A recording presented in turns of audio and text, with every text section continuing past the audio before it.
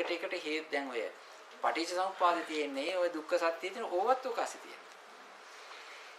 ඒ පැත්තට ගියොත් ප්‍රධාන වශයෙන් තියෙන්නේ අරමුණ දැන ගැනීම. ඒක ත්‍රියෝ කරගන්න එක තමයි. අරමුණක් නැතිව අරමුණක් නැතු ඉන්නේ. අරමුණක් නැත්තම් හිත නැහැ.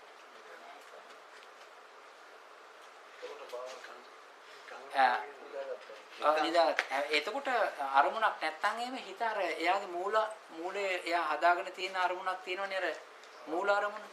ඒ කියන්නේ කර්ම නිමිතර භවංගයට තියෙන අරමුණ තියෙන ඒකේ ඉන්නවා. එතන එයාට පොඩි ගත අරමුණක් හැදිච්ච ස්වභාවයක් තියෙනවා. ඒකේ ඔහි ඉන්නවා. බාහිරට ක්‍රියාත්මක වෙලා එනකොට අර විදියයි. දැන් මේක අමතක කරලා දාන්න ඔක්කොම. දැන් මේ ඔය විදිහයි ඔය හිතේ තියෙන ස්වභාවය. අපි මේ විදිහට මේ හිතමු. වතුර එහෙම බොනවද? එහෙමයි. වතුර ටිකක් මේක අතිශය ගැඹුරුයි මේ මාතෘකාව. ස්වාමීන් වහන්සේ එතකොට දැන් ඔය ඉන්ටෙන්සිව් කෙයාර් යුනිට් එකේ ඉන්නේ කතා කරන්නවත් මොනවත් නැහැ ඔක්සිජන් මැෂින් එක දාලා ඒ අයගේ අපි දන්න භවංග සිතද ඒගොල්ලෝ හිත ඉන්නවා කියලා නේද? කතා කරන්න ඒකේ තියෙන්නේ ගොඩාක් අය ඉන්නේ ගොඩාක් භවංග ඉන්නවා. භවංග වෙනවා ඊට පස්සේ යම් අවස්ථාවකදී ඒගොල්ලන්ට ඇතුළට කායික වශයෙන් දැනෙනවා. කතා කරන්න බෑ. අපි ගිහිල්ලා දැන් එයාගේ හිතවත් අය ගිහින් එයා ගැන දුක් වෙන ඒවා කතා කරන ඒවා ඇහෙනවද සර්? ඇහෙන්න පුළුවන් ප්‍රතිචාර දැක්වීමේ ප්‍රතිචාර කර දක්වන්න බැරි නිසා එයාට ප්‍රතිචාර දක්වන්න නැති නිසා අපි හිතාගෙන ඉන්නවා මේ ඇහෙන්නේ නැහැ කියලා. නෑ එයා සද්ද යන්න පුළුවන්. සද්ද ඇහෙන්න පුළුවන්. නෑ. එතකොට වැඩිපුරම භවංග සිත වැඩ ඇත්තේ නේද ස්වාමීන්? අනිවාර්යෙන් භවංග සිත. I think කවුරුත් නිකන් උඩ වෙලා තනියම ඉන්න වෙලාවට භවංග සිත.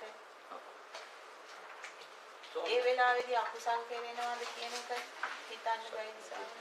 සිතුවිල් කියන්නේ භවංග සිතේ නෑ දැන් ඔහොම ඉන්නකොට දැන් එයාගේ හිතේ අපි දැන් අකුසල් සිත් ඇතිවෙනවද කියලා එතකොට නිකන් බයයි වගේ නෑ එන්න පුළුවන් හේතුව මෙහෙමනේ කායික වශයෙන් එයාට පීඩා කායික වශයෙන් එයාට මේ බට ගහලා හිර කරලා හැරෙන්න විදියක් නෑ දැවිල්ල එන්න පුළුවන් ඒ කියන්නේ දැන් අපි යාව පෙළලානේ තියෙන්නේ එතකොට එයාට උහුලන්න බැරි විදිහේ ශාරීරික වශයෙන් දැවිල්ල ඇති වෙන්න පුළුවන් ඒවට එයාට කරගන්න දෙයක් නැහැ අත හොල්ලන්නත් බෑ මොකවත් බෑ එතකොට ඒකට ද්වේෂයක් ඒ ඇති වෙන එකට ද්වේෂසාගත ඒකට කියන්නේ චිත්ත වීති යනවා කායද්්වාරික අර තියෙන්නේ කාය විඥාන සිතුවිලි ඇති වෙනවා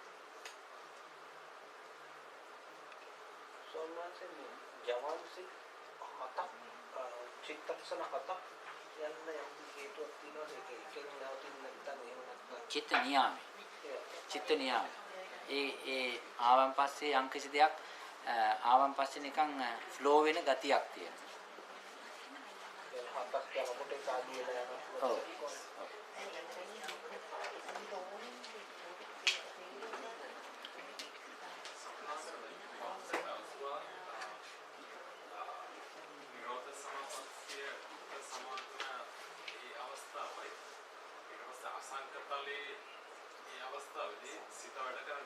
අසඤ්ඤ ඔව් එතකොට භවංග සිතකුත් එතන පවතින්නේ නැහැ කියලා.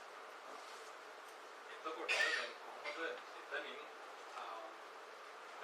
අසඤ්ඤ තලයේදී එතනින් විඥානයේ ඊළඟ භවයකට බහිනකොට එතකොට භවංගයකුත් නැත්තම් එතනින් අවසාන විඥානයේ එතන නිර්වාණය ලබන්නේ නැහැ එතන. එතකොට කොහොමද ඒක ගමන් කරන්නේ? එතකොට මොකක්ද එතනට ගමන් කරන්නේ අවස්ථාව?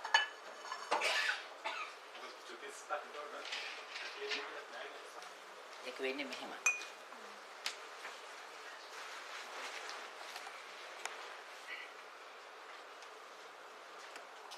මේක මකම.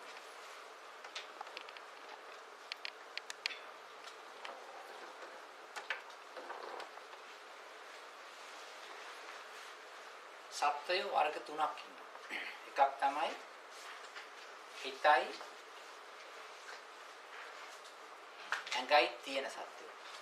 අපි හිතයි ඇඟයි දෙකම තියෙන කයකුත් සිතකුත් දෙකම තිබෙනා වූ සත්වය. ඒක නිසා අපිට කියනවා කයත් ඇඟත් දෙකම තියෙන සත්වයෝ. ඒ වගේම තමයි අපිට කියනවා තව විදිහකට වචනයක් පාවිච්චි කරනවා මේක රූපේට කියනවා වෝකාරය කියලා. රූපේට කියන වෝකාරය කියලා. රූප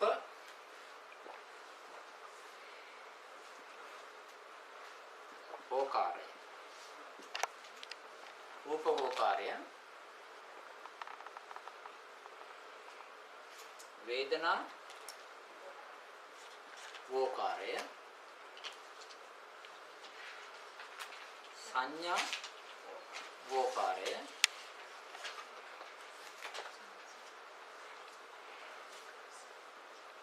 සංඛාර වෝකාරය විඥාන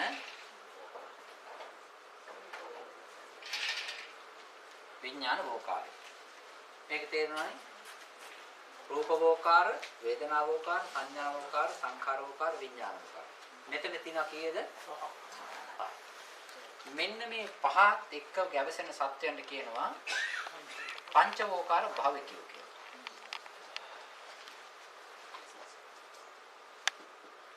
පංචවෝකාර සත්තු. හරිනේ? වෝකාර කියන්නේ ස්කන්ධේ ගොඩ කියනවා. තව සත්ත්ව කොටාසයක් කියන අපි පංචවෝකාර කට්ටිය. තව සත්ත්ව කොටාසයක් කියනවා ඒගොල්ලන්ගේ තියෙන්නේ රූපය විතරයි.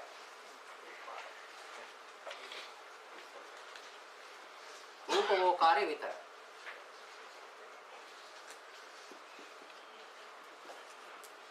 ඒගොල්ලන්ට කියනවා රූපය විතරක් තියෙන නිසා ඒකවෝකාරය.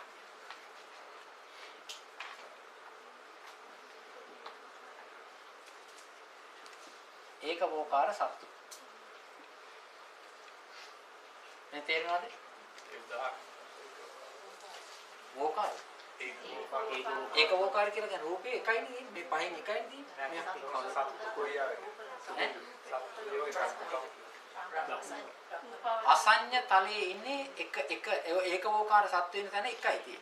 ඒ තමයි සංඥාවක් නැති අසඤ්ඤ තලයේ ඉන්න රූපය විතරයි. ඒගොල්ලන්ට හිතක් නැහැ. දැන් අර අහපු ප්‍රශ්නෙට එන්නේ. සමහර තැන්වල ඉන්නවා මේ ඒගොල්ලන් කියනවා මෙන්න මේ හතර විතරක් තියෙනවා. වේදනාවයි සංඥාවයි සංඛාරයයි විඥානයයි හතර තියෙනවා. ඒ තමයි අරූපාවචර බ්‍රහ්ම ලෝකේ ඉන්න කට්ටිය. ඒගොල්ලන්ට මේ කරුණු හතර තියෙන නිසා ඒගොල්ලන්ට කියනවා චතුෝකාර සත්තු කියලා. ඕකාර සත්තු. ඒකවෝකාර, චතුෝකාර, පංචවෝකාර. මේකෙන් අපි අයිති වෙන්නේ කොහෙටද? පංචවෝකාරික සත්තු. මේක තේරෙනවද? මේක මැකුවා.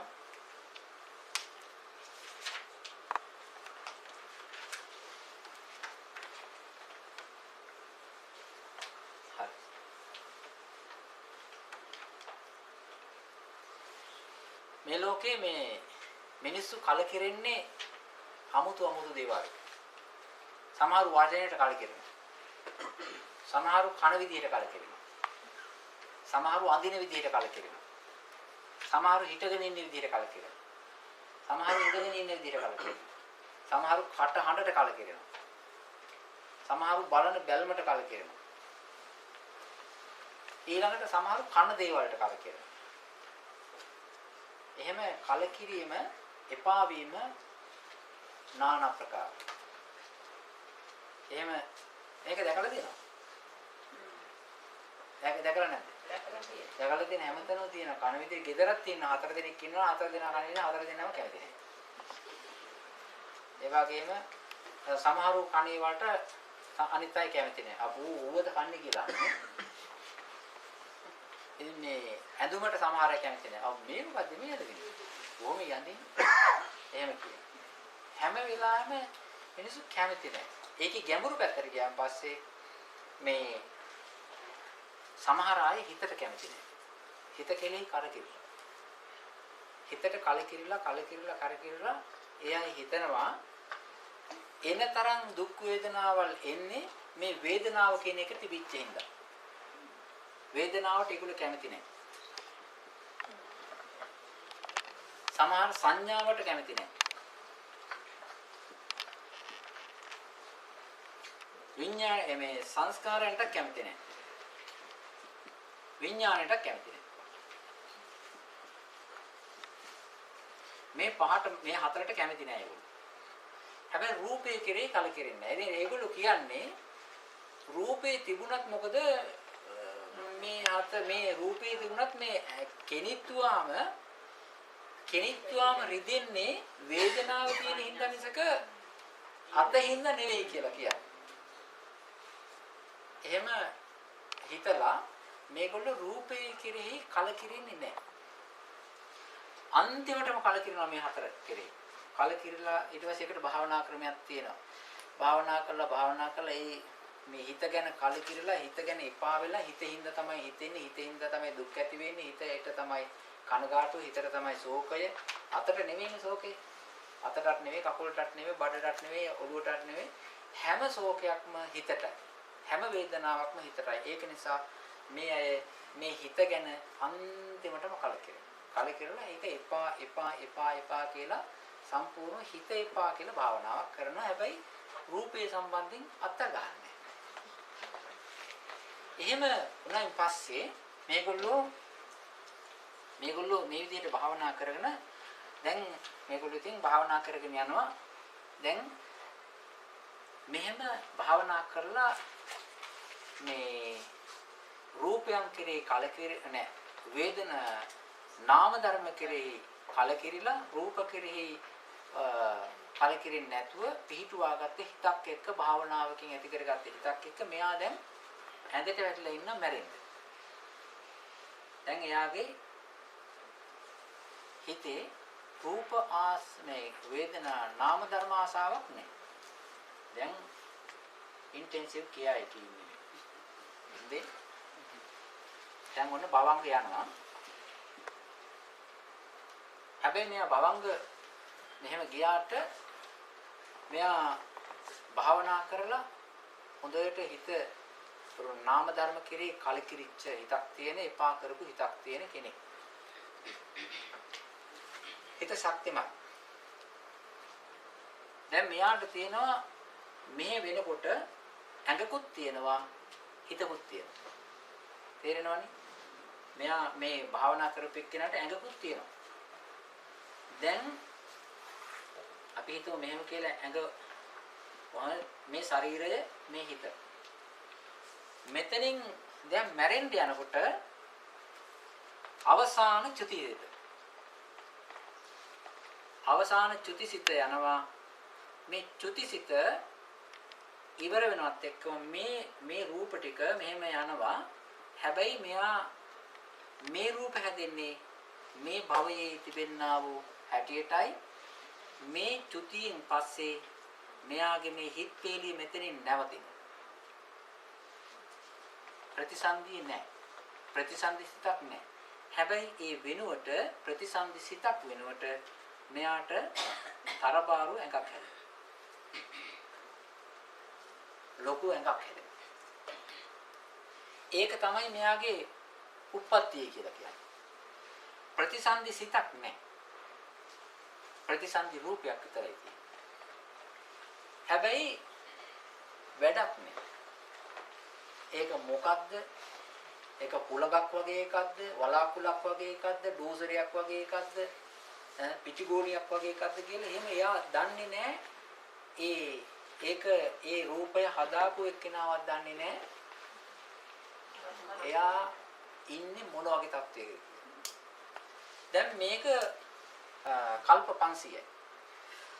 මේ මැටි ගුලිය වගේ එක කල්ප 500ක් තියෙනවා. දැන් ප්‍රතිසන්දිසිතක් ආවද? ප්‍රතිසන්දිසිතක් නැහැ. ආවේ මොකද්ද ප්‍රතිසන්දිය හැටියට? දැන් මෙයා ගිහිලා කල්ප 500 ඉවරයි. දැන් මෙතනින් මෙයා නවත්තපු තැනක් තියෙනවා. මෙයා නැවැත්තිය කොහෙද? මනුස්ස ලෝකේ, කාම ලෝකේ දැනගන්න.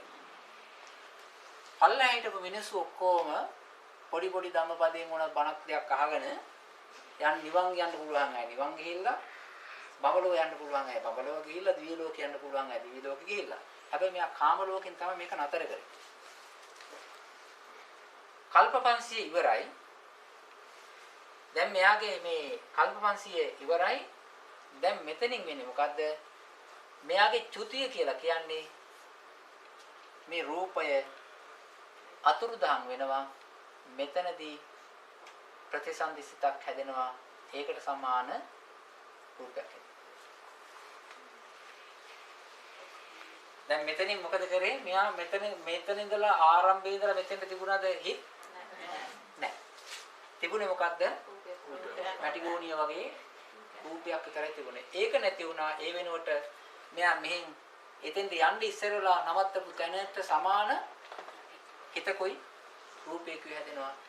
මේ තමයි මරණය. මේ තමයි යාගේ ප්‍රතිසන්දි. තේරුණාද? ඔන්න ඔය ආකාරයි ඔය වැඩි සිද්ධ වෙන්නේ. ඒක භයානකත්වයේ තමයි එච්චර කල් ගිහිල්ලා ඒ චිත්ත ශක්තිය විනාශ වෙලා නැහැ. ඒ චිත්ත ශක්තියට අර අන්තිම ඉවර කරන ශක්තියේ විදිහටද ඊළඟට ඒට සමාන එකක් එන්නේ. ඒහා සමාන එකක්. ඒට සමාන එකක්. හේතුව ඒකේ සමානයක් කියලා හරි ඒකටම නෙවෙයි කාම භවයේ කොතනක හරි. හොඳ උත්පත්තියක්. ආය මනුස්ස ලෝකේ. මනුස්ස ලෝකෙ වෙන්න පුළුවන්, දිව්‍ය ලෝකෙ වෙන්න පුළුවන්. කොයි හරි. නැහැ. හේතුව එතෙන්ද හේතුව එයා නවත්තපු තැනක් තියෙනනේ එක්තර සාමකාමී. ඊට පස්සේ යාට කල්යාණ මිත්‍ර සම්පත්තිය එහෙම ඇවිල්ලා ආවොත් එහෙම ඊට වඩා වෙනස් වෙන්න පුළුවන්. මේ වගේම එක්කෙනෙක් වුණොත් ආයෙත් ඒකටම හිතේ දැමුත් මේ මොහොතේත් ඔය වගේ ඇයි ඉන්නවා.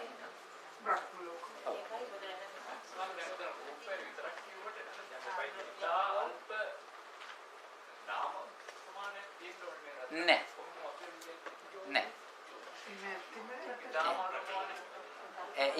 ඉල්තාම අල්ප නාමයක් තිබුණොත් එහෙම ඕක රූපාවචර වෙන්නේ නැහැ. ඔය විදිහට හේතුව මේ ඔතන තියෙන නාමයේ නැවැත්විය ඕකෙන් නෙවෙයි. ඔය නාමයේ නැවැත්වපු ශක්තිය දින ඒකේ බලේ අර ඉස්සෙල්ලා අර යන්නේ අර මුලින් ඒ හරිය තමයි නැවැත්වි මෙතන රූප මෙතන නාම නවත්තපු තැන තමයි අතන. ඒකේ විපාකයක් හැටියට තමයි මෙතන මේ කල්ප 500ක් රූපයක් විතරක් තිබුණේ. ඊට පස්සේ අතනින් සම්පූර්ණව හින්දවපු නැති නිසා මේක යට ගිහිල්ලා තිබිලා ආය උඩට පිකප් වුණා. ඒකයි වෙන්නේ. එයා පොඩ්ඩක් කරේ රූපය ගැන කලකිරුවා තිබුණා නම් මොකද වෙන්නේ? ඉතින් ප්‍රතිසන්දිය කළා. දැන් රූපය ගැන කලකිරුණා. එතකොට අතන වෙනස් වෙන්නේ නැහැ. ඒක වෙන හකට යනවා. ඒක ප්‍රතිසන්දිය කළා. ඔව්. දැන් එයා ඒ භවනාවක් කරන්න ඕනද ස්වාමීන් වහන්සේ? කරන්න. නාම රූපයන්ට නාම ධර්මයන් අකමැති කියලා භවනාවක්ම කරන්න ඕනද විදිහටක් ඇති කරන්න. චින්තනයක් හදන්න එපා.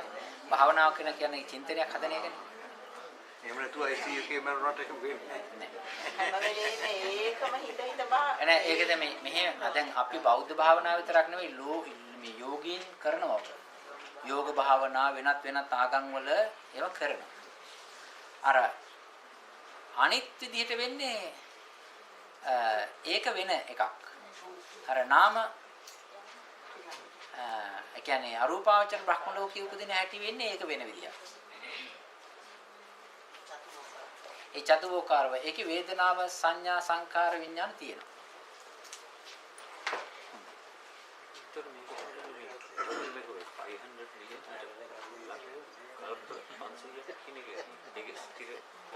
ඒක ෆික්ස් ගන්න. එතෙන්ද ඒ ගානෙම ඉන්නවා. ඒකේ භයානකත්වය තමයි යාතුව එහෙ ඉන්නකොට මේ පල්ලෑ ලෝකවල බුදුවරු පහළ වෙලා නිවන් දැකලා සාංගික දාන ඔක්කොම දීලා එහෙම ගොඩක් වැඩ කරගෙන ගිහින්. ඒක නිසා මේ ස්ථානයේ බුදුරජාණන් වහන්සේ හඳුන්වන්නේ අභෞවේ තැනක් හැටියට. හොඳ නැති තැනක් හැටියට. බණක් අහන්න බැරි තැනක් හැටියටයි සඳහන් කරන්නේ. මේක බ්‍රහ්ම ලෝකයක්. වැඩක් නෑ.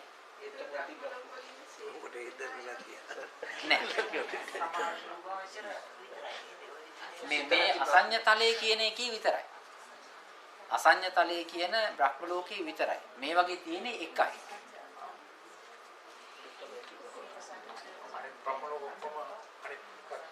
අනිත් තව තියෙනවා 15ක් ඒවා හොඳයි. කය නැති හිත විතරක් තියෙන බ්‍රහ්ම ලෝකෙකුත් තියෙනවා. ඒක තියෙනවා. මේ විදිහටම නෑ. ඒක නෑ මේක මේ අහුම්කම් දෙන්න දැන් මේක තේරුණාද? මේක වැටුණානේ. හරි. ඊළඟට මේ හිත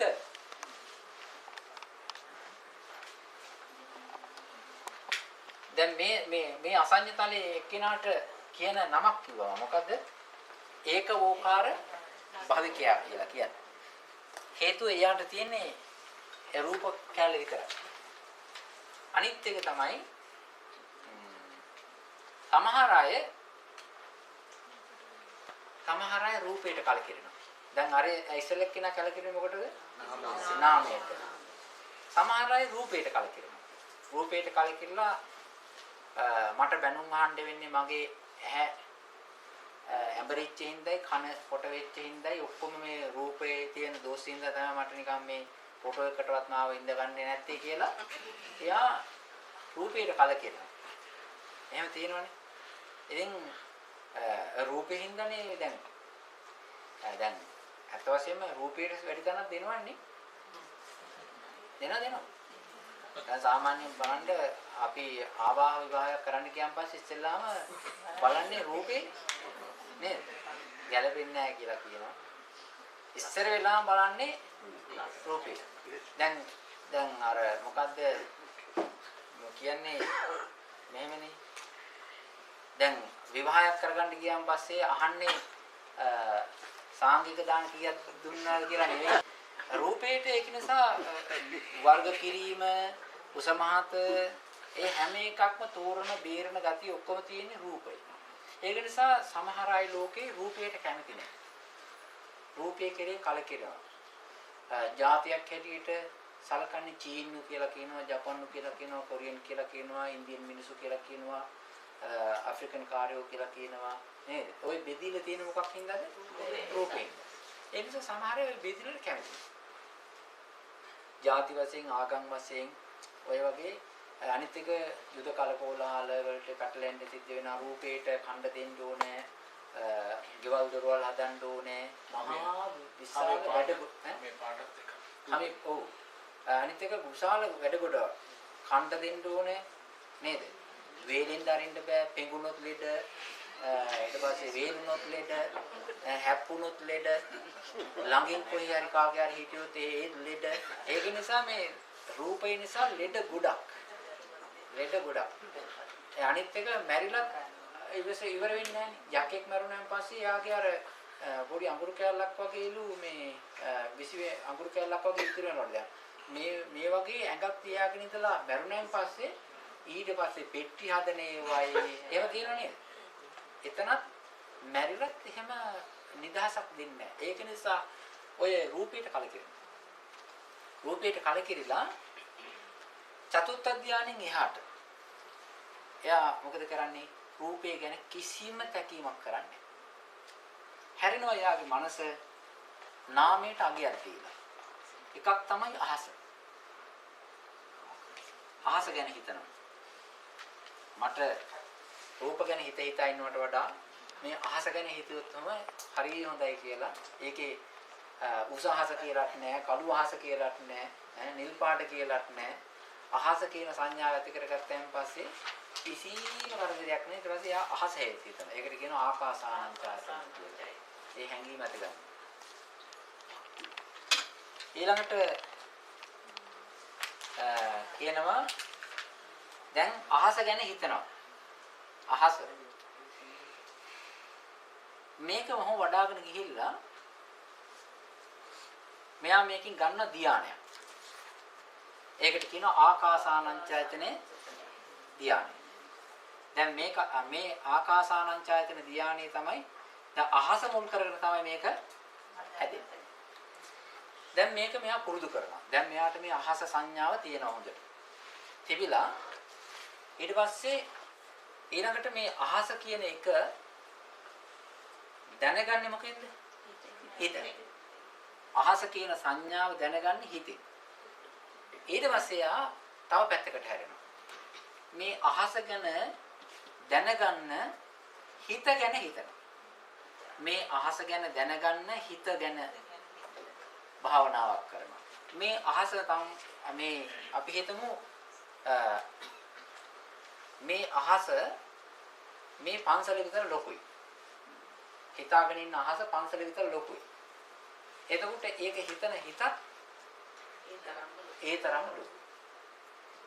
අහස හිතා ගන්නවා මේ ඕක්ලන්ඩ් විතර කියලා. අහස ඕක්ලන්ඩ් විතර හිතුවොත් එහෙම ඒ ඕක්ලන්ඩ් ප්‍රමාණය අහස ගැන හිතා ගන්න හිතත් ඒ තරම් ප්‍රමාණයක් ලොකුයි කියලා හිතනවා. අහස මුළු ලෝකයේ තරම් විශාල. එතකොට ඒ විශාල වූ අහස සංඥාව දැනගන්න හිතත් ඒ තරම් ප්‍රමාණයකට ලොකුයි කියලා මෙයා හිතනවා. මේක ඉස්සෙල්ලා මේක හදාගෙන මම මේ අහස හිතන ප්‍රමාණයට ඒ හිතත් ලොකුයි කියලා දැනගෙන එයා ඊට පස්සේ භාවනාවක් කරනවා හිත ගැන විඥාණය ගැන.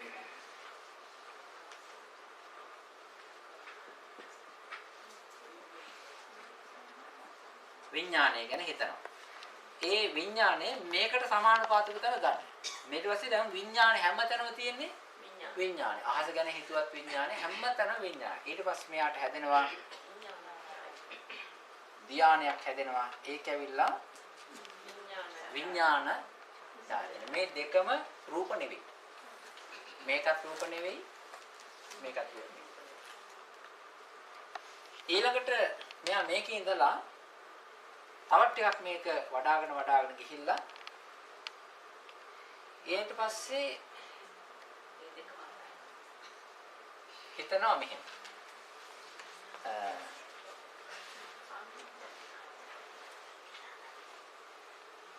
ඊට පස්සේ හිතනවා මේ අහස ගැන හිතුවත් නැත යමක්. හිත ගැන හිතුවත් ඇත්තට පස්සේම ගන්න දෙයක් නැහැ. ඒක නිසා එයා මේකෙත් යමක් නැහැ මේකෙත් යමක් නැහැ කියලා නිකන් සංඥා මාත්‍රයක් විතරයි කියලා හිතලා කිසිම දෙයක් නැහැ කියලා කිසිම දෙයක් නැහැ කියලා හිතනවා. දැන් අහස් දැන් මේ විඤ්ඤා මේ ඕක්ලන්ඩ් තරම් ප්‍රමාණයක විඥානෙ තිබුණා නම් ඒ විඥානේ හරයක් හැටියට එහෙම ස්ථීර කියලා කියන්න දෙයක් නෑ. සංඥා මාත්‍රයක් විතරයි. ඒ නිසා ඒ තරම් ප්‍රමාණයක් නෑ මොකෝ කියලා මෙයා අවසානයේදී මේ භාවනාවක් කරනවා ආකින්චඤ්ඤායතන කියලා. එහෙම නැත්නම් මොකවත් නෑ. කිසිවක් නෑ කියලා. ආකින්‍ය කියලා කියන්නේ මේ මොකුත් නෑ කියලා. කිසිවක් නැත. කිසිත් නැති. ආකි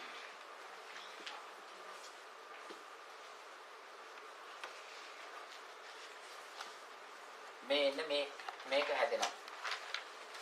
දැන් කිසිවක් නැහැ කියලා එයා හැඟීමක් හදාගන්නවා. මොකවත් නැහැ. අහසත් නැහැ, හිතකුත් නැහැ කියලා මොකවත් නැහැ කියලා එකක් හදාගන්න. දැන් මෙයාට මෙතන රූප නැහැ. දැන් තුන්වෙනි ධානය. ඉතින් මෙහෙම කරගෙන යනකොට මෙයා මෙහෙම දැන් මෙතන තියෙන සංඥා මොකද්ද? මොකුත් නැහැ කියන සංඥා. මොකවත් නැහැ. පස්සේ මෙයාට දැනෙනවා මොකුත් නැති වුණාට මොකුත් නැහැ කියලා දැනගන්න සංඥාව තියෙනවා. නේද? මොකුත් නෑ කියලා නැති බව දැනගන්න. නැති බව දැනගන්න සංඥාවක් තියෙනවා. ඒකට කියනවා නේව සංඥා. සංඥාව නෑ. හැබැයි න අසංඥා. මොකක්වත් නැති බව දැනගන්නා වූ සංඥාවට කියනවා නේව සංඥා න අසංඥා. ඒකට සමගන්න නේව සංඥා. සංඥාවක් නැත. හැබැයි අසංඥාවක් නෙවෙයි. මේ නැති බව දැනගන්න හින්දා සංඥාවක් නෑ කියන්න බෑ. ආන්න ඒක නිසා ඒකට කියනවා හතරවෙනි ධානය. ඒක තමයි තොම්.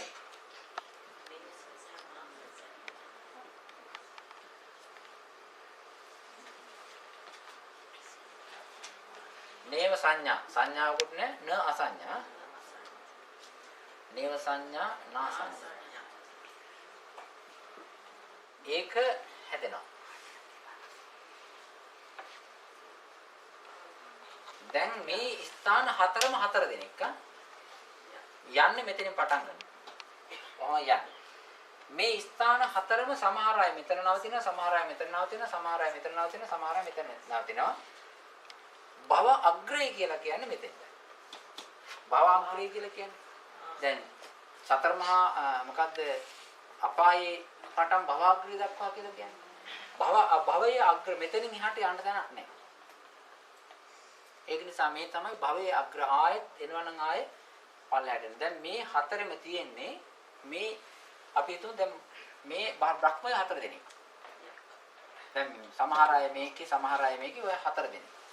මේ හතර දෙනාගේ හිත ඇතුලේ මේ සංඥාවට අනුකූල කරුණු හතරක් තියෙනවා. ඒ තමයි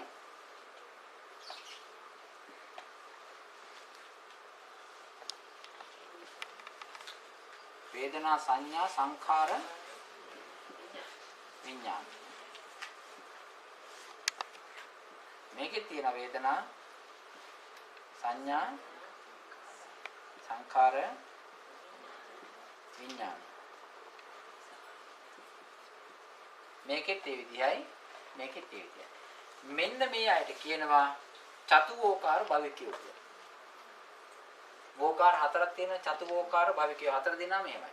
මේකෙත් තියෙන හතරක්. ඇයි මේගොල්ලන්ට මෙහෙම වුනේ?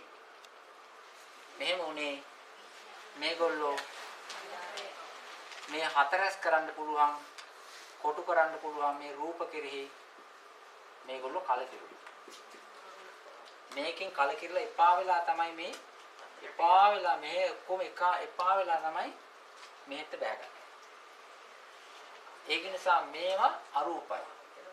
රූප නැහැ. මේක තේරුණානේ? හරි. දැන් මේක මකනවා. දැන් අරූපාවචර ලෝකෙන් බහින්න. ඒකට කාලයක් තියෙනවා. මේ හතරෙම ඒක තියෙන්නේ පළවෙනි එකේ කල්ප 20000යි දෙවෙනි එකේ 40000යි තුන්වෙනි එකේ 60000යි හතරවෙනි එකේ 84000යි. කියන්නේ කාලකේ කල්ප 500 ඒකට වැඩි නේද? ඔව්. ඒකට වැඩි. සම්බන්ධ ඒ වෙලාවෙම මැරෙන්න ඕනද ඒක? තාම කිව්වේ නෑ. දැන් මේක තේරුණානේ? දැන් අපි දැන් ඔය කල්ප 20000ක් ආකාසානං ඡායතනේ කල්ප 20000ක්. මේ විඥානං ඡායතනේ 40000ක්. ඊට පස්සේ ආකින්චඤ්ඤායතනේ 60000ක්. ඊළඟට දේව සංඥා සංඥායතනේ 84000ක්. එහෙම තමයි ආයුෂ ප්‍රමාණය තියෙන්නේ. හරි. නෑ 80000 84000. ඒකේ හිතනවා මොකද එහෙම උනේ කියලා 20යි 40යි 60යි 80ක් වෙන්න ඕනේ ඒකේ නෑ ඒකේ ප්‍රමාණය 84000. ඔව් 80000 එහෙම ගියේ ඒක තමයි. ඉතින් යට ආයේ දැන් සිද්ධාර්ථ ඉපදුනායි කියලා දැනගත්ත මායේ මේ පැත්තට එන්න බැරිද? තාම දීලා තියෙන අවුරුදු දෙකක් මෙහෙම එකක් තියෙනවා. මෙහෙම එකක් තියෙනවා. මේ එයා ඒගොල්ලෝ එයාගේ හිත ධානයකට ගියයින් පස්සේ මෙහෙම එකක් තියෙන්නේ. අපිට ඇයි ධානය වලට යන්න බැරි? ඇයි හිත සමාධිගත කරන්න බැරි? සමාධිගත කරන්න බැරි මෙහෙට අදිනවා වැඩි. කාමයට අදිනවා වැඩි. සිතුවිලි වලට අදිනවා වැඩි. මේ පැත්තට හරි බරයි. යම් කිසි විදියකින් එහා පැත්තට ගියොත් එහා පැත්තට ගිහිල්ලා එහෙ නැවතුනොත් එහෙ ඉඳලා මෙහෙට එන්න බෑ. බෑ. එයා කැමති නෑ. ඒක තමයි ස්වභාවය. හේතුව ඒකේ තියෙන සැපේ දන්නවනේ. මේකේ තියෙන සැපය අපිට දැන් වටිනවනේ. කාමවල තියෙන සැපය අගයක් හැටියට සලකපු නිසානේ මේක දාලා යන්න බැරි. එතකොට යම් කිසි විදියකින් කොහොම හරි එහා පැත්තට ගිහිල්ලා වෙල ඒකේ සැපය අත්විඳොත් එහෙම එයා එතනින් ආයේ මෙහා පැත්තට එන්න කැමති නෑ. ඒක තමයි ස්වභාවය. ඒක ලෝකේ හැටියක්. ඊළඟට මේ අසිත තාපසයට උනේ එහා පැත්තට ගියාට පස්සේ එයාට යෝනිසෝ මනසිකාර්ය එහෙම අරවම මොකක්වත් නැහැ. මේ පැත්තට ආපහු දාගෙන ඉන්න. එයා ඒකේ රස විඳින එක්කෙනා. ඒ කියන්නේ ඒ විමුක්තියක් නේක. ඒ කියන්නේ නේව සංඥා නාසඤ්ඤායතනෙ කියලා කියන්නේ මනෝමය වශයෙන් නිදහස් තැන. එයා ඒක අත්විඳිනවා. එයාට නෑ. එහෙම වින්දනීය වශයෙන් එහෙම මහා දුකක් නෑ. ඔක්කොම නාම ධර්ම හතරනේ පවත්තන්නේ. බුදුහාමුදුරන්ට එහාට වැදලා එයාට උදව් කරන්න එහෙම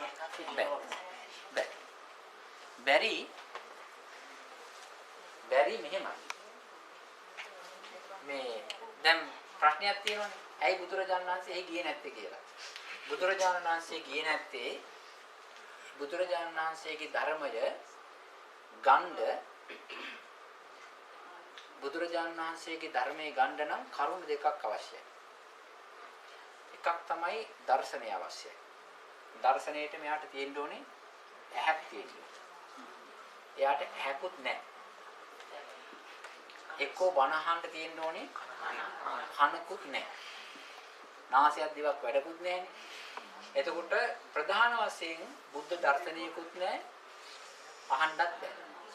ඒක නිසා මේ අරූපාවචර බ්‍රහ්ම ලෝකයේ කන් නැති හින්දා බණ අහන්න බෑ. ඇස් නැති හින්දා පේන්නේ නැහැ. ඒක නිසා මේ බණ අහන්න නම් කාමාවචර සිත් ඕනේ. කියන්නේ කාමාවචර කාමසෝබන සිත් කියලා જાතියක් තියෙනවා. ඒ කාමසෝබන සිත් අවශ්‍යයි බණ අහන්න. රූපාවචර බ්‍රහ්ම ලෝකයේ ඉන්න බ්‍රහ්මයා වුණත් එයා පල්ලහැට ආවම එයා බ්‍රහ්ම ලෝකේ ඉපදලා හිටියට බණ අහන්න එයාට කාමාවචර සිත් අවශ්‍යයි. සද්ද අවශ්‍යයි. එහෙම නැත්නම් හිතින් හිතට දෙන්න. ඒ වැඩේ කරන්න බෑ මෙතන. ඒක නිසා තමයි මේ බුදුරජාණන් වහන්සේ මෙතෙන් ගිහිල්ලා බණ දේශනා කරන්නේ නැත්තේ කරන්න බෑ. ඇහෙන්නේ. හේතුව ආයතන නෑනේ. මන ආයතනෙ විතරයි තියෙන්නේ. සෝත ආයතනෙ නෑ. තේරෙනවද? ඊළඟ එක දැන් ඔන්න මේ දැන් රූපාවචර ධානය හදාගෙන දැන් එයා මිය පරලෝ යන්න කිට්ටුයි. දැන් ඒ වෙලාවේ නිස්සද්දව ඉන්නවා. දැන් ඔන්න භවංග ඊට සමහර විට ධාන සිත් එක්කෝ භවංග සිත් දැන් මේ විදිහට තියෙනවා. අපි හිතමු භවංග සිත් කියලා. එහෙම නැත්නම් ධාන සිත් ටිකක් තියෙනවා. ධාන සිත් ටිකක් වැඩ කරනවා. ආයෙ භවංග යනවා මෙහෙම. දැන් මෙයා මරණයටපත් වෙනවා. මෙයා ඉන්නේ මනුස්ස ලෝකේ. මේ තමයි ධාන සිත් එක. ධාන සහ භවංග සිත්. මෙයාට තියෙන ඇඟ. මේ ශරීරයයි මේ හිතයි. දැන් මේ ශරීරයයි හිතයි දෙක එකට බද්ධ වෙලා තියෙනවා. මෙයා සමහර වෙලාවට භාවනා කරනවා කියලා හිතමු. දැන් මෙතනින් මේ රූපය මෙයා මොකද කරන්නේ? මෙතනින් මෙහෙම ගිහිල්ලා අවසානයේදී චුතිසිත හැදෙනවා. චුතිසිත හැදුනයින් පස්සේ මේ චුතිසිත හැදෙන වෙලාවේදී මෙයාට ඇඟක් තියෙනවා. මෙයා බ්‍රහ්ම ලෝකේ උපදිනවා. බ්‍රහ්ම ලෝකේ උපදිනකොට ඇඟක් නැතුව ප්‍රතිසන්දි හිතක් විතරක් ගන්නවා. ප්‍රතිසන්දි හිත විතරයි. මේක අරූපාවචර බ්‍රහ්ම ලෝකයේ උපදින අරූපාවචර ප්‍රතිසන්දිය. මෙයාට මෙතන ඉඳලා දිගටම සිත විතරයි කයක් නැහැ. මෙහෙම අපි හිතමු කල්ප 84000ක් ගියයි. මෙතන 84000ක් ගිහිල්ලා ඊට පස්සේ මෙයා දිගට ඔහොම පැවතිලා එයා මනුස්ස ලෝකේ නෙවෙයි දිව්‍ය ලෝකයකට එන්නේ. ඒ දිව්‍ය ලෝකෙට එනකොට මෙතනින් මෙයා ඇඟ එපා කියලා ගියා. නේද? ඇඟ එපා කියලා ගියා. හිත විතරක් කොහොමද දිගට පැවතුනා. කල්ප 84000කට පස්සේ මෙතනින් නැවත මෙයා චුත වෙනවා. මෙතනින් නැවත කාම ලෝකයේ මේ ප්‍රසන්දියක් ගන්නවා. එතකොට ඇඟක් එක්ක හැදෙනවා. ටක් ගාලා ඇඟ හැදෙනවා. ඒක මනුස්ස ලෝකික වෙන්න පුළුවන්ද? කාම ලෝකේ කොහේ හරි වෙන්න පුළුවන්.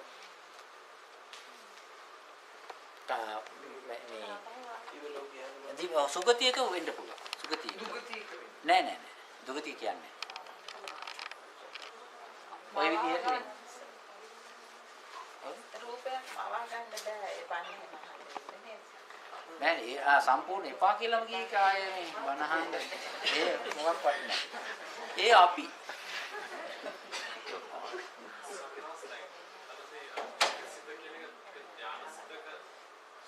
අවසානයේ එතන ධාන අවස්ථාව වෙන්න පුළුවන්. ඒ කියන්නේ අනිවාර්යයෙන්ම භවංගයට ඇවිල්ලා ඒක චුත්ත වෙනවා නැත්නම් අපි දුමු ධානයක දෙකට ඉන්න අවස්ථාවේදී අපි දුමු නරහා කියලා.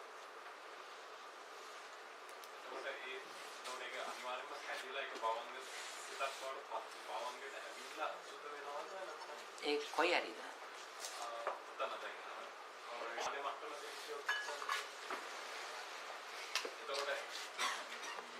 මේකෙද නෑ දෙකේද තුනේද? පළවෙනි. පළවෙනි. හරි. ඒකෙ වෙන්නේ මෙහෙමයි.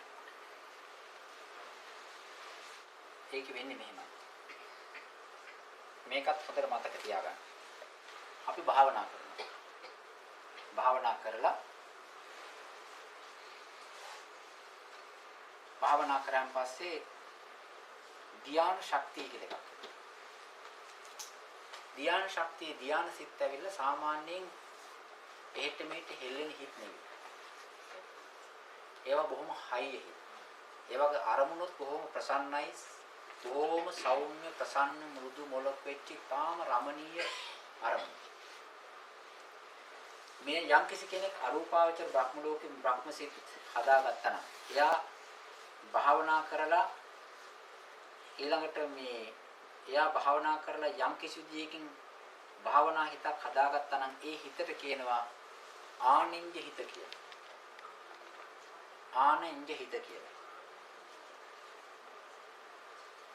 අන ප්ලස් එන්ජ.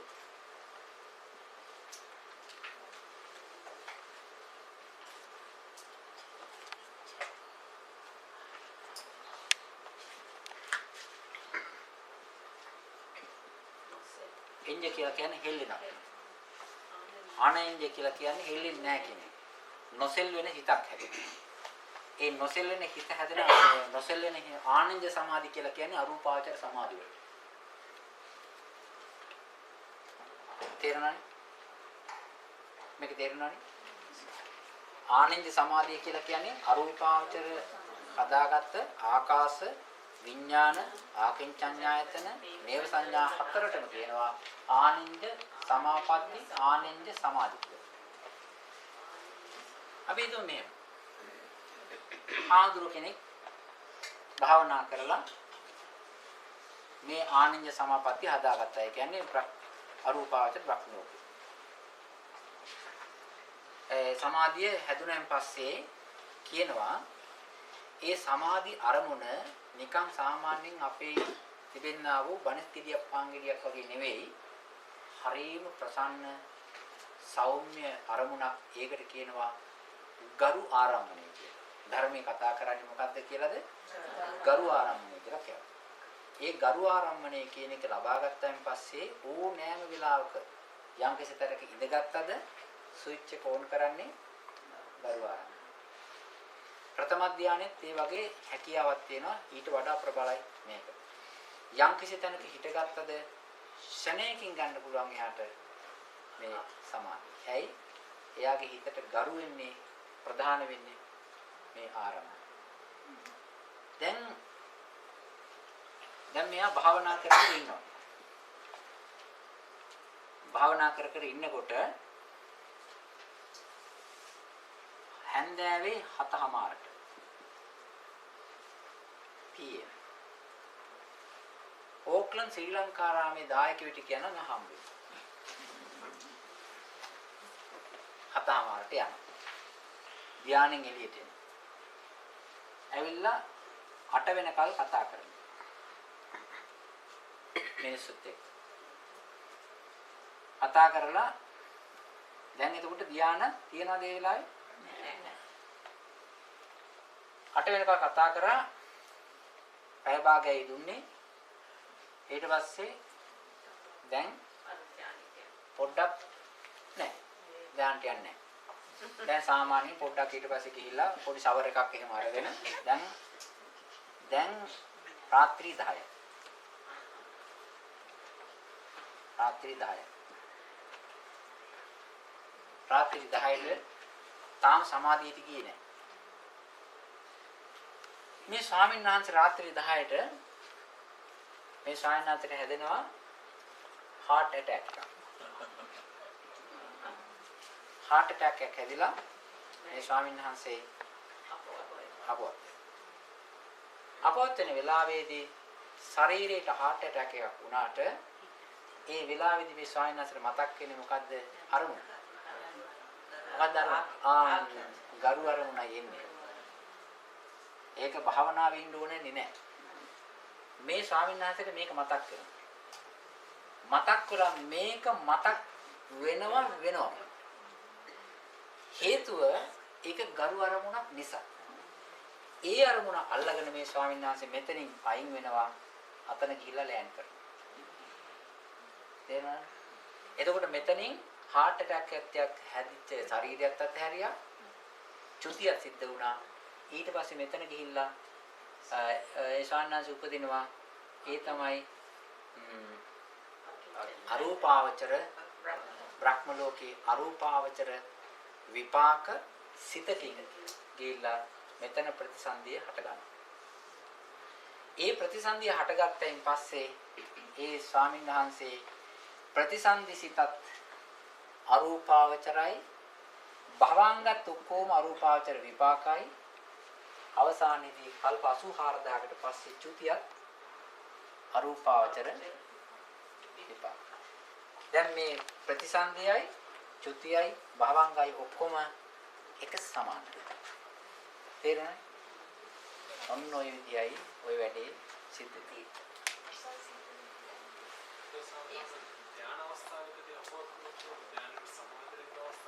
ධානයකට සමවැදලා තියෙන අවස්ථාවකදී උනත් අරක විදිය වෙනවා. ඒ කියන්නේ මෙහෙම එකක් තියෙනවා. ධානයකට සමවැදලා ඉන්න අවස්ථාවේදී උනත් අර චුතිය වෙන්නේ නැතුව වෙන්නේ නැහැ. චුතිය එනකොට කර්මයේ අර වගේ දේවල් සිද්ධ වෙනවා. ගරු ආරම්භනේ එනවාමයි.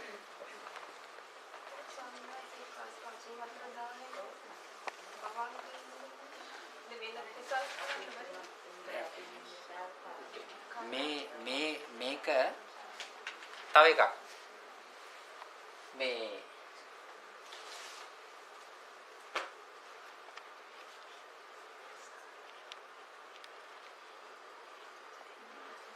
අනුස්ස ලෝකය මෙහෙම හිතන්න. මනුස්ස ලෝකයේ එක්කෙනෙක් මනුස්ස ලෝකයේ එක්කෙනෙකුට චුතියක් සිද්ධ වෙනවා. මේ ප්‍රතිසන්දියයි භවංග ටිකයි චුතියක් සිද්ධ වෙනවා. මෙයාගේ මේ භවංග ටික මේ මනුස්ස ලෝකේ. ඊළඟට බ්‍රහ්මයාගේ මේ භවංග ටික මේ භවංගයි අතර සෑහෙන වෙනස්. මේ වගේ සිල්ලර පහේ භවංග නෙවෙයි මේවට බොහෝම වැඩ කරන්න ඕනේ. කරන්න ඕනේ නිකන් හැදෙන්නේ නැහැ. ඒ නිසා මේවා බොහොම මේවා ඥාන සම්පයුක්තයි. මේවා ඥාන සම්පයුක්ත බොහොම බලගතු. මේවා බ්‍රහ්ම ලෝකයක හැදෙන භවංග මේ හරීම ප්‍රසිද්ධ ප්‍රබල ඒවා. ඒ වගේ මේ නිකන් භවංගේ නින්දනේ බොහොම ඥාන සම්පූර්ණ ඒවා තියෙනවා.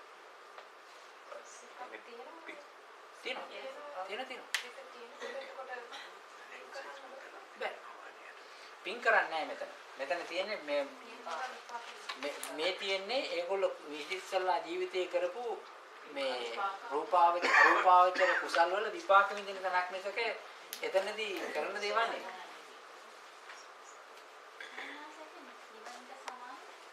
නෑ. නෑ. නෑ.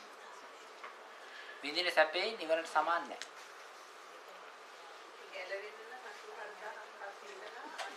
අසූහාරදහක් කාලේ ඉඳලා උඩමේකයට ගියොත් එහෙම උඩමේකට ගියොත් 84000ක් කාලයක ඉඳලා ඊට පස්සේ සුගතියක ඇවිල්ලා ඊට පස්සේ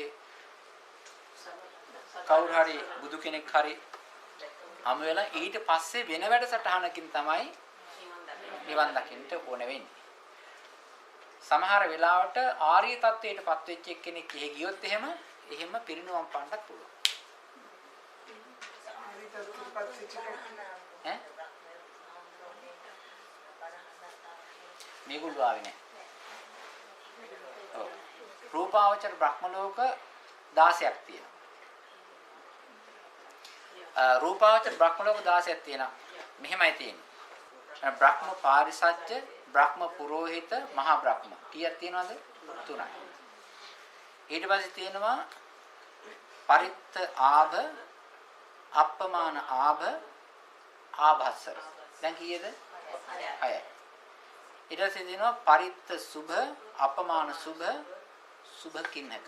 කීයද? 9යි. ඊට පස්සේ තියෙනවා වේහප්පල. දැන් කීයද? 10යි. අසඤ්ඤතලය 11යි. එතකොට 11යි නේ. අවිහ අතප්ප සුදස්ස සුදස්සී අකනිට්ඨක. කීයද? 16යි. නේද? අර 11යි මේ 5යි කීයද? 16. මෙන්න මේ බ්‍රහ්ම ලෝක 16න් අසඤ්ඤ තලයේ එක්කිනාට එන්න බෑ. එතකොට 15ක්. නේද? අසඤ්ඤ තලයේ එක්කිනාට 15ට එන්න බෑ. එයාට හිතක් නැහැනේ. ඇඟ විතරනේ. අනිත් බ්‍රහ්ම ලෝක 15න් උඩම පහේ අවිය අතප්ප සුදස්ස සුදස්සී අකනිට්ඨය කියන මේ පහේ ඉන්නේ ආර්යයන් වහන්සේලා. අනාගාමි රහත් දෙගොල්ලම ඉන්නේ ඒකේ. හැබැයි රහතන් වහන්සේලා මෙහි රහත් වෙලා එහි ඉපදිච්ච අය නෙවෙයි. අනාගාමි වෙලා එහෙ ගිහිල්ලා රහත් වෙච්ච අය සහ මෙහි අනාගාමි වෙලා එහෙ ගිහිල්ලා අනාගාමි තත්වයෙන් ඉන්න අය. ඒකට කියනවා සුද්ධාවාස බ්‍රහ්ම ලෝක පහ කියලා. ඒ තමයි අවිහ අතප්ප සුදස්ස සුදස්සී අකනිට්ඨක. මේ පහෙන් ඇරුණන් පස්සේ මේ පහෙමුත් එනවා. මේ පහෙමුත් විශේෂයෙන් එනවා බුදුරජාණන් වහන්සේලා දකින්න බලන්න වඳින්න එනවා. ඒ ඇරුණන් පස්සේ පල්හැ ඔය බ්‍රහ්ම පුරෝහිත පාරිසජ්ජ මහා බ්‍රහ්ම ඒ වගේම එනවා. ඒ බ්‍රහ්මයෝ ඇවිල්ලා බුදුරජාණන් වහන්සේගෙන් බණ අහනවා ප්‍රශ්න අහනවා. ඇයි වෙන්නේ? ඒගොල්ලන්ට කනක් තියෙනවා. ඒගොල්ලන්ට ඇහක් තියෙනවා.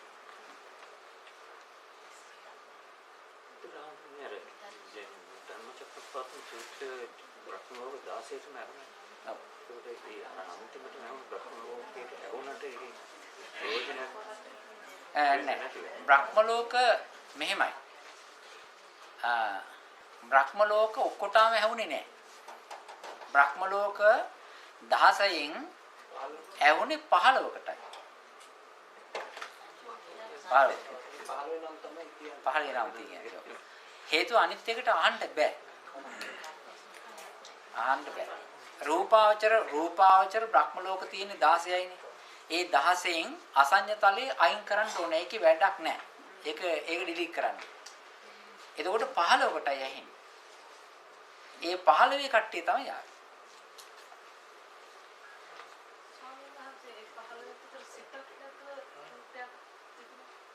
ඒ 15 තියෙනවා.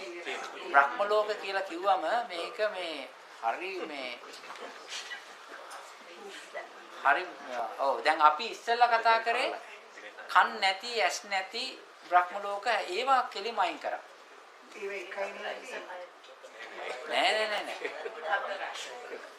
නෑ මේ පටිය ඉස්සර අහන්න බෑ. ඒක එකයි සංඥා ඒ කියන්නේ රූපේ විතරක් තියෙන සංඥාව හිතක් නැති එකයි තියෙන්නේ. ඒකෙන් ආවෙත් නෑ. ඊළඟට අර තව පහක් කිව්වනේ අර හිත විතරක් තියෙන එකක් නැති ඒ හතරෙන් ආවෙත් නෑ. බෑ එන්න බෑ. ඇවිල්ලා මොනව කරන්නේ? මොනවද ඒක 15ක් ගැන කියනවා නේද? ඒ 15 තමයි කිව්වේ නේද?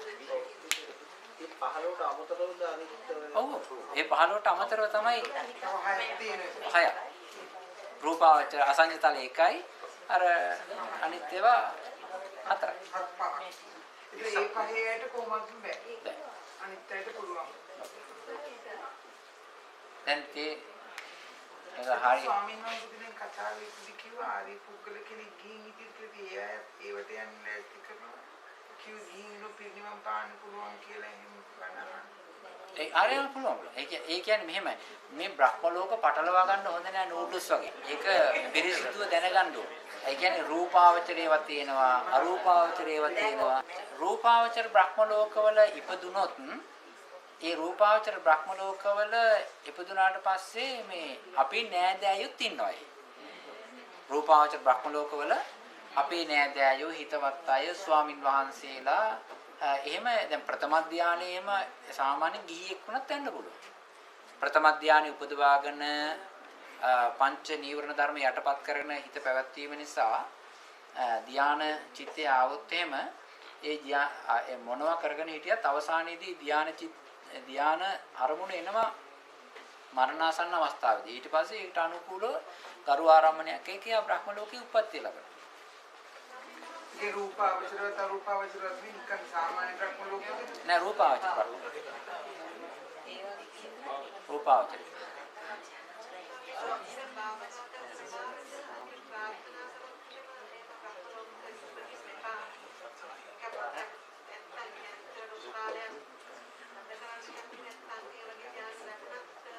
යන්නේ. ඉතින් භාවනා කරන එක බයයි ස්වාමීන්. ඈ? ඒක භාවනා කරන එක බයයි. මේකට තැහුම්කම් දෙන්න. ඒ අර්ථයෙන් බැලුවයින් පස්සේ ඒ ප්‍රකාශනයේ ඇත්තක් තියෙනවා. ඒකේ ඇත්තක් තියෙනවා. ඇත්තක් තියෙනවා කියලා කියන්නේ එහෙම බැලුවෙන් පස්සේ අපි ගිහිල්ලා ඔගේ අතරමං වෙනවනේ. ඒ කියන්නේ බ්‍රහ්ම ලෝක 4ක අතරමං වෙනවා. අනිත් එක තමයි අර රූපාවචර අසඤ්ඤ තලයේ අතරමං වෙනවා. ඒ ස්ථාන 4 අතරමං වුණොත් එහෙම අපිට වෙන එකක් කරගන්න බැරි වෙනවා. ඒකේ තියෙන මොන හරි ටික විඳගෙන ඒ ඉන්න කාලේ ඉඳලා අයින් වෙනකල්ම මේ අයින් වෙන දිවිනා ගන්නට අයින් ඒකින්ද වෙනවා. මේ එන්න බෑ. ඒ අතින් බැලුවොත් එහෙම අපි අසරණයි. බුදුරජාණන් වහන්සේගේ ධර්මයේ ඕවා වඩන්ට කියලා තියෙනවා. ඒ බුදුරජාණන් වහන්සේගේ ශාසනයේ ධර්මයේ ඔය ධ්‍යාන වඩීම ඊතා ඉහළින්ම අගය කරලා තියලා තියෙන්නේ හේතුවක් ඇතුවයි. බුදුරජාණන් වහන්සේගේ ධර්මයේ ඕවා පරම විමුක්ති නෙමෙයි. අනිත් ශාසනවල යෝගී අය, Hindu අය මේගොල්ලෝ සඳහන් කරනවා මේවා විමුක්තිය කියලා. මේවට කියනවා මේ ඔය අරූපාවචර බ්‍රහ්ම ලෝකවල එහෙම උපදිනවට කියනවා ඒවා මේ විමුක්තියට කියනවා ඒවා ඒගොල්ලෝ විමුක්තියටපත් වෙනවා කියලා තමයි කියන්නේ. බුදුරජාණන් වහන්සේ ඔය ඕවා පරම විමුක්තිය හැටියට සඳහන් කළේ නැහැ. ඕවට කියන්නේ කුප්පා විමුක්තිය කියලා. ඒ කියන්නේ මොකද්ද? ඒවා වෙනස් වෙනවා. කවදා හරි ඕකෙන් ආලා බහලා යන්න සිද්ධ වෙනවා. ඒක නිසා අස්ථිරයි. ස්ථිර නැහැ. ඒ නිසා බුදුරජාණන් වහන්සේ ඒ කියන ධ්‍යාන පාවිච්චි කරන්න කිව්වා විදර්ශනාවට බේස්මන්ට් එකක් හැටියට. අරූපාවචර බ්‍රහ්ම මේ කියන්නේ ධ්‍යාන, රූපාවචර ධ්‍යාන හැම එකක්ම වඩන්න කිව්වේ කාමයන්ගෙන් අයින් වෙලා මේක බේස් කරගෙන හොඳට නාම ධර්ම මේ විදර්ශනා කරන්න බේස් එකක් පදනමක් සීට් එකක් හැටියට පාවිච්චි කරන්න තමයි හේතුව ධ්‍යාන වලට ගිහිල්ලා විදර්ශනා කරනකොට විදර්ශනා සැර වැඩි. ස්වාමීන් වහන්සේ පළවෙනි ධ්‍යානෙන් පස්සේ විදර්ශනාවට සාමාන්‍ය එහෙම කරන අයත් ඉන්නවා. මොකක්ද වැඩිම උඩට යන්න පුළුවන් නම් ඒ තරමට හොඳයි. එහෙම බැරි වුණාන් පස්සේ පළවෙනි ධ්‍යාන. ඒකත් බැරි වුණාන් පස්සේ උපචාරයක්වත් හදාගෙන ඉතින් කරනවා. එහෙමයි. එහෙමත් නැත්නම් එහෙම නිතරම මේ යෝනිසෝ මනසිකාර්යය පවත්වනවා. යනකොට යනවා, එනකොට එනවා, ඉඳ ගන්නකොට ඉඳ ගන්නවා. ඒ විදිහට පවත්වනවා. දැන් මේ පේනවනේ මේ ගොඩක් ලොකු තලයක්. තව එකක් මේ මෙතනින් එහාට ප්‍රශ්න අහන්න එපා. ඒ පැත්තේ මොකද ප්‍රශ්න අහන්න එපා. මේ මෙන්න මේකට උත්තරයක් දෙන්න ගිහිල්ලා තමයි ඔය ටික ගියා. සිත තිබෙන තැන අපට දැනෙන්නේ කෙසේද කියන එක. මේ බ්‍රහ්ම ලෝකවල කිසි උත්තරයක් ආයෙ ගන්න ඒ යන්නත් එපා ඉන්නත් එපා මොකක්වත් දන්නේ නැහැ කියලා ඔය ඉදි තියෙන්නේ. මේ අපි දැන් අපිට තියෙන බ්‍රහ්ම කායකුත් නෙවෙයි. අපිට තියෙන්නේ දිව්‍ය ඇඟකුත් නෙවෙයි. අපිට තියෙන සාමාන්‍යයෙන් මනුස්ස ඇඟක්. අපිට තියෙනවා හිසක්, අතක්, පයක්. එතකොට මෙහෙම ඉන්න අපිට හිතක් කියලා දෙයක්ත් තියෙනවයි කියලා හිත හඳුනා ගන්නට බැරි වුණත් අපිට අපි දන්නවා. හිතක් කියලා දෙයක් තියෙනවයි කියලා. මේ හිත කියලා කිව්වේ මොකද්ද? දැනෙන අරමුණ දැනගන්න ශක්තිය, අරමුණ දැනගන්න ගතිය. එහෙම නැත්නම් දැනෙන ගතිය තමයි සිත කියලා කියන්නේ. වැඩි ගොඩාක් හිතන්න යන්න එපා, සරලව තේරුම් ගන්න. මේ අපි ඇස් දෙක පියාගෙන ආනාපාන සතියට හිත යොදනවා. හිත යොදනකොට අපිට මේ දැනෙනවා. ආනාපාන සතිය ආස්වාස ප්‍රස්වාස කරන හැටි දැනෙනවා. ඊ දැනෙනකොට මේ ප්‍රශ්නේ හොඳට අහගන්න. ඊ දැනෙනකොට ඒ ආස්වාස ප්‍රස්වාස දැනෙන්නේ Tamanට මොන විදියටද උඩ තියනවා කියලාද දකුණු පැත්තේ තියනවා කියලාද වම් පැත්තේ තියනවා කියලාද පහලින් තියනවා කියලාද ඉස්සරහා තියනවා කියලාද පිටිපස්සේ තියනවා කියලාද තේරුණානේ මේ ආපු එක දැන් Tamanට දැනෙන විදියක් තියෙනවා කොතන හරි තැනක ආස්වාස ප්‍රස්වාස ආරම්මණී තියෙනවා ආස්වාස ප්‍රස්වාස ආරම්මණී තියෙන ආරම්මණී දිහා දැන් හිත යොදලා බලාගෙන හිත යොදා බලාගෙන ඉන්නකොට දැන් බලන දෙයක් තියෙනවා පෙනෙන දෙයක් තියෙනවා තේරුම් ගන්න දැනගන්නා ස්වභාවයක් තිබෙනවා දැනගන්නා ස්වභාවයට දැනී යන ගතියක් තියෙනවා මේක තේරෙනවා ඇති ඒ දැනගන්නා ස්වභාවය කොයි පැත්තෙන්ද තියෙන්නේ ඒ දැනගන්නා ස්වභාවයට දැනී යන ගතිය දැනී යන දේ කොයි පැත්තෙන්ද තියෙන්නේ ගතිය තියෙන පිටිපස්සේ එහෙමද ඒක නෑ ඒ එක එක අයට එක එක කියනවා දැන් ආනාපාන සතිය මට මේ පල්ලෙහා කකුල ගාව නම් දැනෙන්නේ නැහැ කිව්වේ ඉස්සරහ තව මං අහපු ප්‍රශ්නේ තේරුණා නේද තේරුම් ගන්න ආනාපාන සතිය අපිට අරමුණක් භාවනාවේදී. ඒ භාවනා අරමුණ මේ පොතේවත් නැතුව සිත තිබෙන තැන අපට දැනෙන්නේ කෙසේද?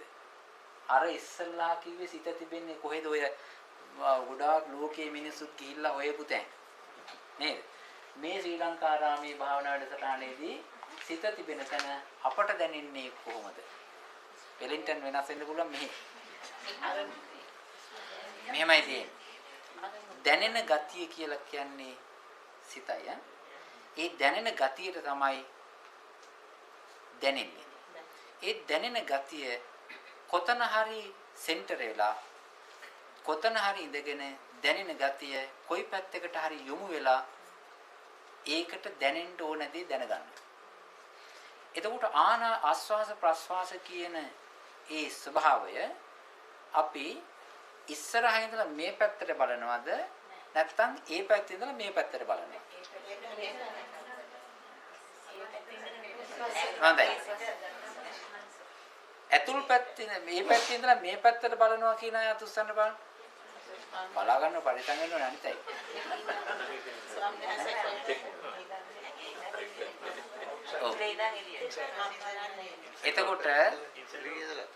එතකොට තේරෙනව නේද? එහෙමනම් මේ දැනගන්නා ගතිය කොයි පැත්තක ඉඳලාද ක්‍රියාත්මක වෙන්නේ කියලා. තේරෙනවද? ඒ දැනගන්නා ගතිය කොයි පැත්තක ඉඳලාද මේ දැනගන්න වැඩේ කරන්නේ කියලා තේරෙනවනේ. ආයේ ලැබොරටරි යන්න ඕනේ නැහනේ.